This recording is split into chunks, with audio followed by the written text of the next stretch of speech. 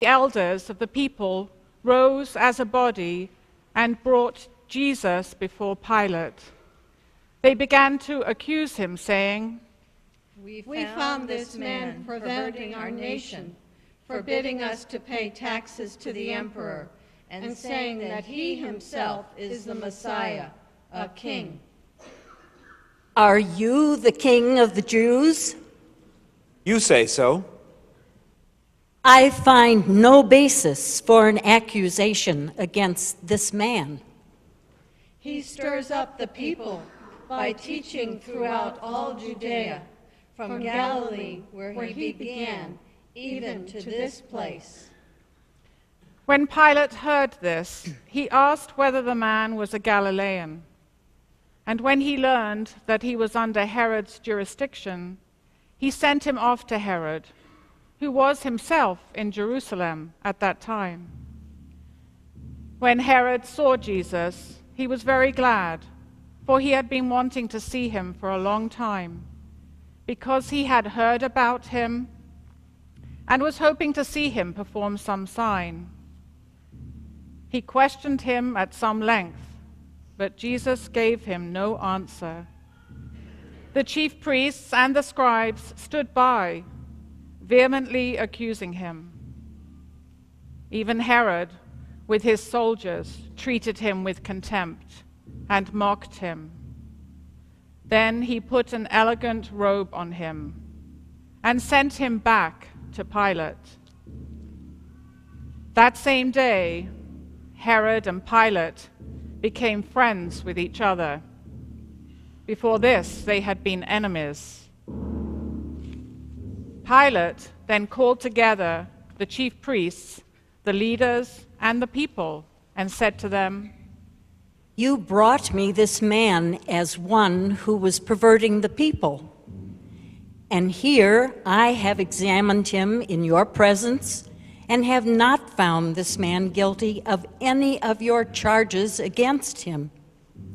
Neither has Herod, for he sent him back to us. Indeed, he has done nothing to deserve death. I will therefore have him flogged and release him. Away with this fellow. Release Barabbas for us.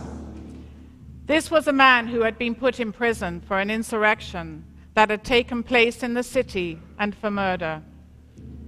Pilate, wanting to release Jesus, addressed them again, but they kept shouting, Crucify! Crucify him! Why? What evil has he done? I have found him no ground for the sentence of death. I will therefore have him flogged and then release him. But they kept urgently demanding with loud shouts that he be crucified, and their voices prevailed. So Pilate gave his verdict that their demand should be granted. He released the man they asked for, the one who had been put in prison for insurrection and murder, and he handed Jesus over as they wished. As they led him away, they seized a man, Simon of Cyrene, who was coming from the country, and they laid the cross on him and made him carry it behind Jesus.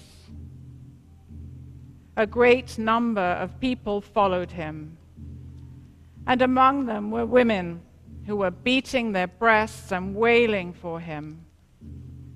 But Jesus turned to them and said, Daughters of Jerusalem, do not weep for me, but weep for yourselves and for your children. For the days are surely coming when they will say, Blessed are the barren, and the wombs that never bore, and the breasts that never nursed. Then they will begin to say to the mountains, Fall on us, and to the hills, Cover us.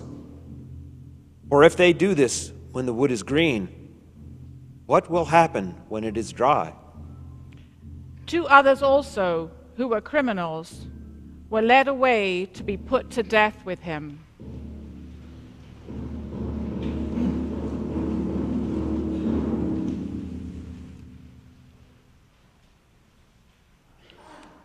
When they came to the place that is called the Skull, they crucified Jesus there with the criminals, one on his right and one on his left.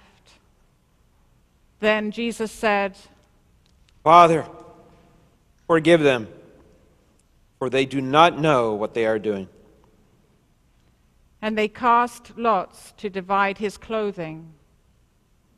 And the people stood by watching.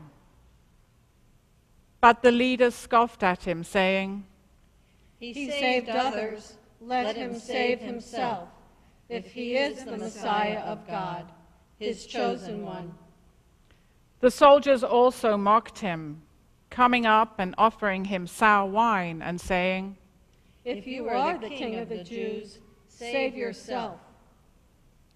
There was also an inscription over him, This is the King of the Jews. One of the criminals who were hanged there kept deriding him and saying, Are you not the Messiah? Save yourself, save us. Do you not fear God, since you are under the same sentence of condemnation? And we indeed have been condemned justly, for we are getting what we deserve for our deeds. But this man has done nothing wrong. Jesus, remember me when you come into your kingdom. Truly, I tell you, today you will be with me in paradise. It was now about noon, and darkness came over the whole land until 3 in the afternoon, while the sun's light failed. And the curtain of the temple was torn in two. Then Jesus, crying with a loud voice, said, Father, into your hands I commend my spirit. Having said this, he breathed his last.